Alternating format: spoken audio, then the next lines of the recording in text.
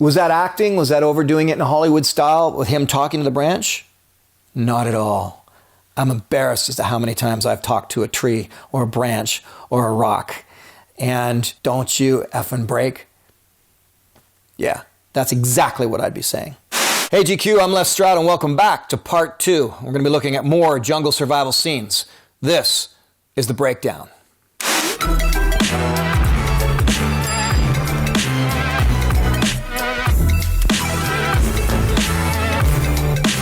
All right, let's check out another scene from the movie Jungle.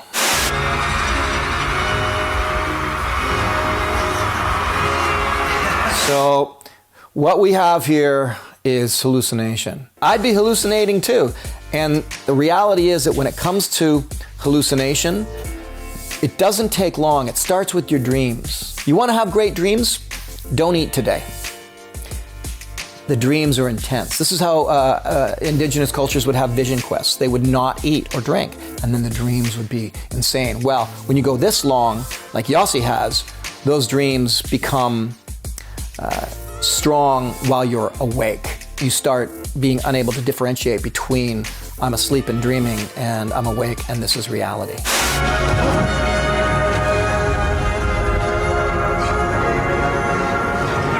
How probable is it for Yossi to just walk through the jungle and stumble into some quicksand? It is very probable. Again, he's hallucinating. He's exhausted, starving, thirsty. The vision goes fuzzy. And you could walk into just about anything. With everything else that happened to him, I'm amazed he didn't just bump into a big old hornet's nest in the jungle, and they are nasty. Good little move there. You get into a situation like quicksand, get the backpack off. Anything that's going to hold you down, take it off. Try to get it away. If you're wearing a hat, just throw it.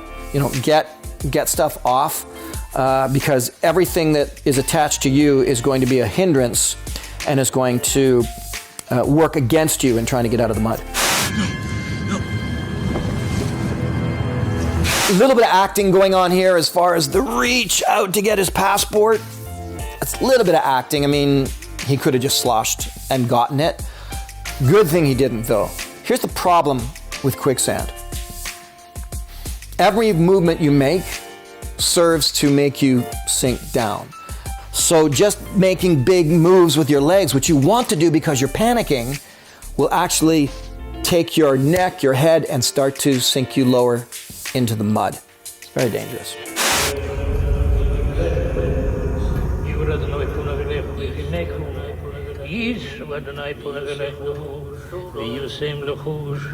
And again, when it comes to hallucinating, remember just moments ago he was hallucinating. And now he's in the mud. And even though that reality is going to wake him out of it, he's so exhausted that he's going to drift back into it. I think old Tarzan movies gave the impression that quicksand is like sentient and was working to pull you down. No, it's just physiologically speaking, it works to pull you down. The movements you make force your body to go down deeper. But it's not like quicksand is sitting there like some kind of carnivorous plant waiting for a human to happen into it so it can grab it and pull you down. That's not what's going on here. They don't want to tell you how long he was out for, and he's probably passed out and slipped in and out of his hallucinations. It's actually a good thing.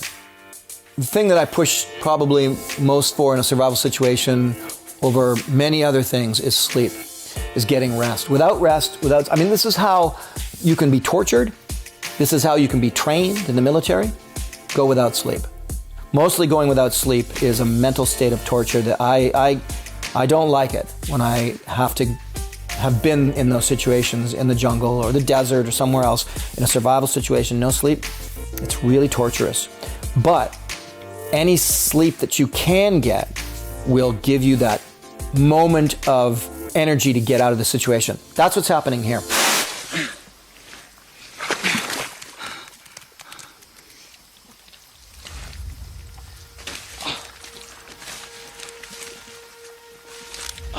Okay, so that's the proverbial olive branch that the jungle is kind of putting out for him to grab onto. It's tricky reaching for branches and leaves. They break, they split, they pull out. And so getting, as they would say, it's like getting solid footing, but getting a solid grab is tough. And in a situation like this, it's almost the only thing that's going to get him out. Being active and busy will force his body down. The idea is to try to get as flat as possible. All the time laying there is you're not going to just float to the surface, but you're going to stabilize. And really at that point, it's about your mind manipulating your muscles, your legs, your arms, your fingers, so you can actually picture the way your body is and think about the maneuver out. And at this point, he's relaxed enough to notice if he reaches out a little bit, he can grab this leaf.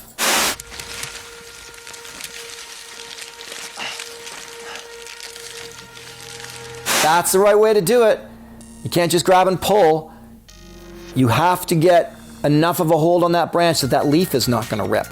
And so twisting and twisting, pulling and twisting as he pulls, all of that is giving him a stronger and stronger grab as he goes until he can get to the stronger part of the branch.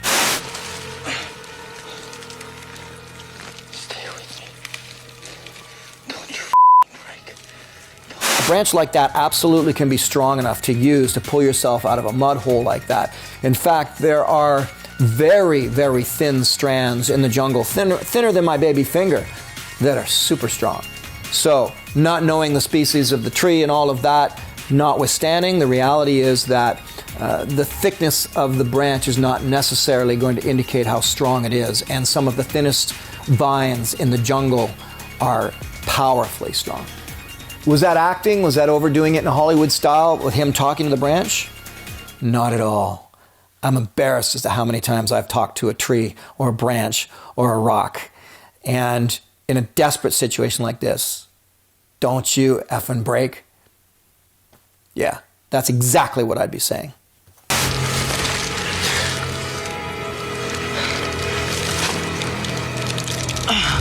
His body's up a little bit high there because he's in something they've made in this, they've created. He's not in a real mud hole. They've made this for the sake of the movie. So he's getting his elbow on a perch there. It would have been better if he was still sinking low and pulling himself out. But the truth of the matter is, for the sake of the story, he's completely exhausted. So pulling out inch by inch is a reality.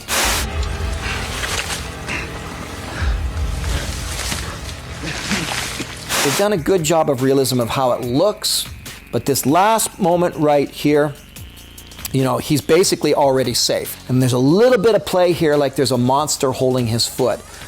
That said, there is a ton of suction. It's like in regular water, if you're wearing big rubber boots, it's hard to get out of the water because the rubber boots fill with water and that suction kind of holds you in. The mud, there is a suction there. I think they're just overplaying it just a little bit.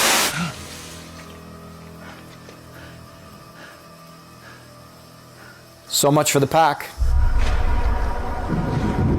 Best way out of a situation is to back away, right? You go into a yard with a bunch of mean guard dogs. The best thing to do is back away slowly, because what's behind you, you already know about. You already know that what is behind you is safe. In the situation of a mud pit, back away. You just walked on solid ground. That's where the solid ground is. If you go forward, you don't know if it's 30 yards away before you see solid ground again. But in the Hollywood sense, they got to play the scene out a little longer, a little more dramatic. So it looks like he went forward. Me, I would have gone backwards. Here's the thing about Yossi Ginsberg and his story in the jungle. When I commented on his experience from the perspective of a survival instructor, so I was a little cold-hearted about it, he gave me the best, strongest, most powerful story of somebody who survived by pure will. Everything went wrong for him. He had no luck, and luck is a component of survival. It's just there for you sometimes. He went through horrifying mental anguish, but he kept going forward. His will to live was one of the strongest wills that I've ever learned of in any survival situation. Next up, Rescue Dawn. Dwayne. Come on. You gotta try. It's protein. It's not gonna kill you. No, just try.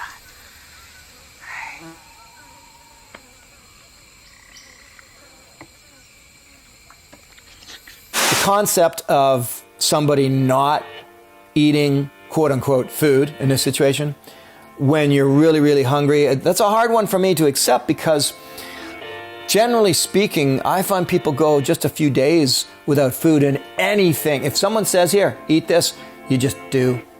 No matter how squeamish you are, I've never seen a survival student, maybe people I've taken out in classes and that, not eat what is available no matter how much of a creepy crawly it is. It could be alive, it could be dead, it could have fangs, it could have claws, it could look real, real bad. I'm gonna eat that rice. Huh? I'm gonna eat that rice because it is my rice. You are not. I will eat my rice. We're not going to eat that rice. My rice. That is not your rice. That is our rice. I think that eating creepy crawlies in a survival situation has been played up so badly in all of the survival shows that are on television. It's just become this big melodramatic moment when somebody's got to eat something gross. When the truth of a survival situation is that you could eat the wrong bug. If the impression is out there that, well, a bug is just a bug, it's gross, but it's good for survival, not so. There are plenty of bugs that you can eat that are poisonous and you should not eat. Well, let's take a look at a scorpion. Scorpions are actually quite tasty, but you don't want to eat a scorpion with the stinger still attached. So there are some nuances to eating creepy crawlies. Survival has been sensationalized on television, that there are bugs that people eat alive, and it's, like, oh, so gross and all of that. And the reality is, most of them are much better dead. I've eaten lots of scorpions, and I've eaten one live scorpion. And that was really, more than anything, kind of just showmanship. It was just me saying, oh, you can eat it alive, but if you can get a fire going, almost everything is better roasted. I'm gonna eat that rice. Huh? I'm gonna eat that rice because it is my rice. You are not. It comes down to survival as a group. Now, that's something to remember. There's a big, big difference between solo survival, dual survival, or group survival. And I will say this much, the disadvantage of being solo survival is you have no help for anything, obviously. But the advantage is that if you were to find something and you're alone surviving, it's all for you to eat. But in a group situation, you have to share. I'm not going to let you out of your handcuffs tonight, okay? Because I still have the key. It's like Lord of the Flies, man. Groups and their dynamics, it just all falls apart as time goes on. And the thing about leadership that's really intriguing is it can change. And that leader's been established through their group activities long before the survival situation. And we all know that's the leader. However, when the survival situation hits, oftentimes that leader is not the right person for the job in the new situation. And someone else rises to the occasion. This is a prisoner of war situation, nothing I'm familiar with, but the laws of survival still apply when it's a group. And jockeying for position of leadership is going to happen before long. Absolutely. And that's, of course, what's happening here. They're starting to jockey for leadership. You're the warden himself now. Is that right? Is that right? Do I have that? Get that right?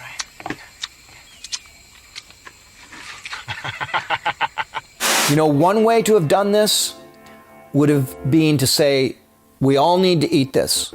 We all need to stay alive. We need to get our nutrition. So, divide it. The process of doing that, of measuring out the mealy bugs and worms, it actually takes it away from being gross and disgusting and turns it into food. You ration until you get more.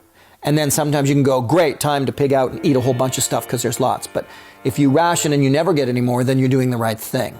This is also where it gets real tricky in a survival situation with a group, because if someone hoards food and they didn't, or if they had food and didn't share. Okay, next up, romancing the stone. Okay, let's make some time. Okay, well that's dramatic. Let's just throw our survival pack over the cliff because that's just a lot better to do that than actually keep it on you. Yeah, no, you never part yourself from your gear in a survival situation.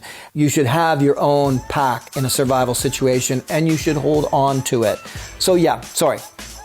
2 seconds into it, and the character's already blown it by throwing the pack over the cliff.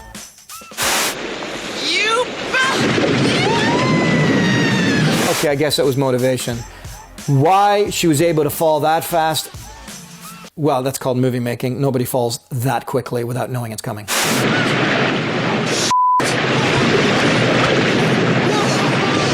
So first of all, could a mudslide go for that far? Absolutely. There are hillsides in the jungle that go forever. And once the rain starts pouring down like that, those little mudslides do tend to erupt just about everywhere. Now, not to the point where you just fall all of a sudden like these guys did, but if you were to slip on one and start going downhill, this next part, other than some bad camera technique, is actually kind of sort of realistic. Big, long mudslides in the middle of the jungle, and they're that slippery. So, was it realistic that they went down like that? Yeah, kind of was. Oh, God damn it, what a ride, huh? Now that's actually kind of realistic right there. Jungle crazies, adrenaline junkies. You know, you get through something that's like, was horrifying, and they're like, Yahoo! That's why they call them Yahoos. Yeah, I know guys like that. That's probably the only time that I get like that, because I'm not an adrenaline junkie, but at the end of something that could have killed you, and you're standing there alive, if there's any time to shriek for joy, that's it. You okay? I said, are you hurt? What's the matter? You paralyzed from the neck up? Are you hurt? No! Let's comment on the rain, first of all. Does it rain like that hard, for that long, all the time? Oh, absolutely. I've been in the jungle before where I've watched it rain that hard and harder for 8 hours without stopping, and it can go longer. But I'll tell you how they get a downpour like that. A little behind the scenes movie making. It is almost impossible to film actual rain. You have to have these big, huge sprinklers, and it has to be really pouring hard. Even if you want to make it look like a light rain, it's got to be pouring hard. And think about it. When was the last time you saw a scene in a movie where it was raining lightly? Yeah, there almost aren't any, because you can't show it. How do you show just a gentle rain? You can't. So every rain scene in every movie, I defy you to find me a scene where it's not pouring. It's always pouring, because that is the only way they can make it work, so that the camera can actually film it, so that we can actually see it. Here's another reality in this scene though, or lack of reality, and that is that everything that he has in his backpack, the gun, everything, is in perfect shape. Nothing fell out, nothing ripped off. They went an awfully long way, and he managed to throw her pack perfectly down to where it was supposed to go. Yeah, it's Hollywood. Okay, next up, Apocalypse Now.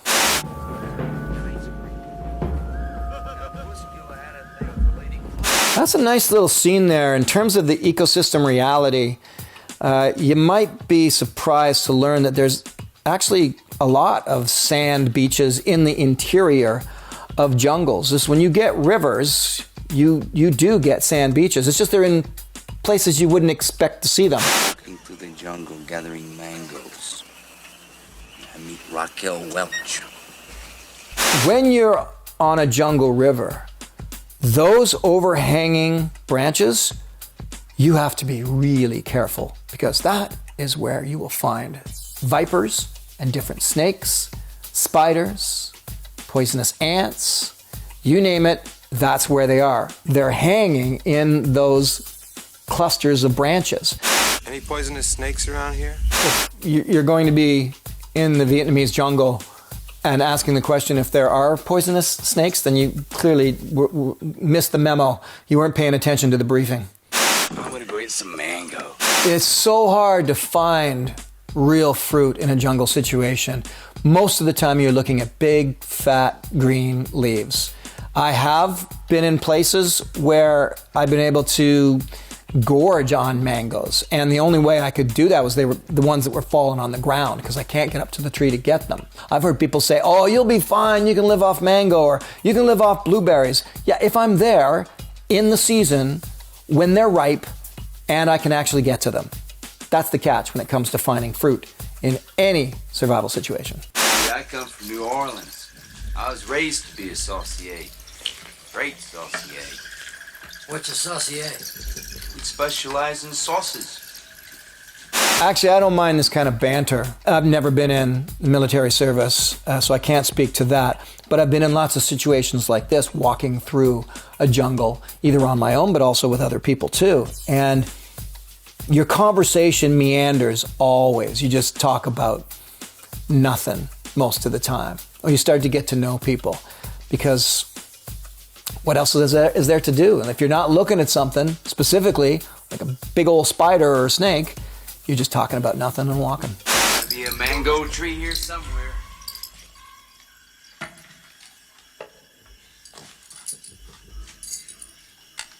Those fans at the bottom of that tree are so beautiful to see up close. Indigenous cultures would actually use them for communication. You could go up to it and kick it. Boom, boom, boom. And wait a bit. And you hear someone miles away.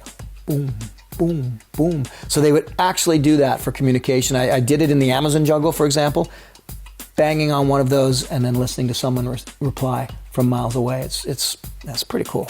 Look at the color on that scene. I mean, this is all filmmaking and it's beautifully shot.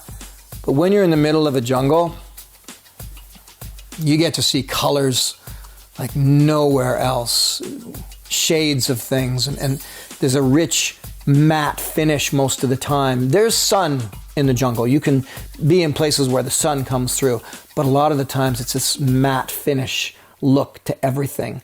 They lined us up in front of 100 yards of prime rib. All of us, lined up looking at it. Magnificent meat, really. Beautifully marbled. Oh, big mistake in the jungle. You don't just sit on a log. If I were to walk outside right now, I could go and sit down pretty much anywhere. In the jungle, you don't do that. You come up to somewhere and you look around it, you look under it, you look on the other side of the tree, you brush it a bit, and then you're like, okay. Whoa. Okay, good. Because the chance of there being a snake right underneath his ass or ants that hurt a lot going right by his boot is pretty high. So, a little sloppy there, Martin.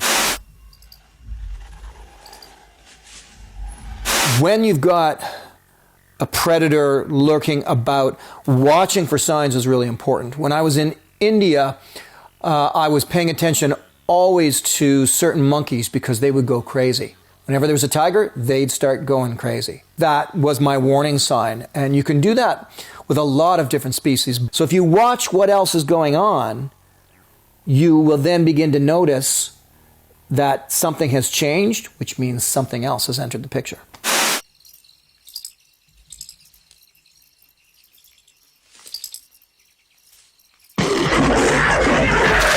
If there's one thing that makes me nervous in different ecosystems, it's big cats. When I was in India, I had to spend the night in a tree because of a big tiger, and I could hear it growling.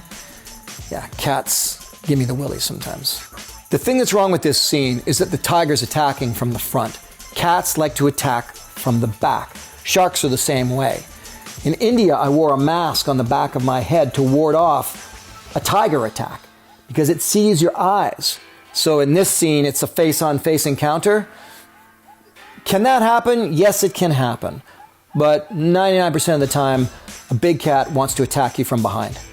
I think a final thought on the Apocalypse Now film is that they went for an incredibly intense, dramatic presentation overall. But when it comes to the jungle, it's warranted. It's very dark and it has an ambiance to it that is not like walking in the forest in Northern California. So much more is there to be dealing with than just, whatever the storyline happens to be. In this case, it's a wartime story. Thanks for watching The Breakdown with me. Take care.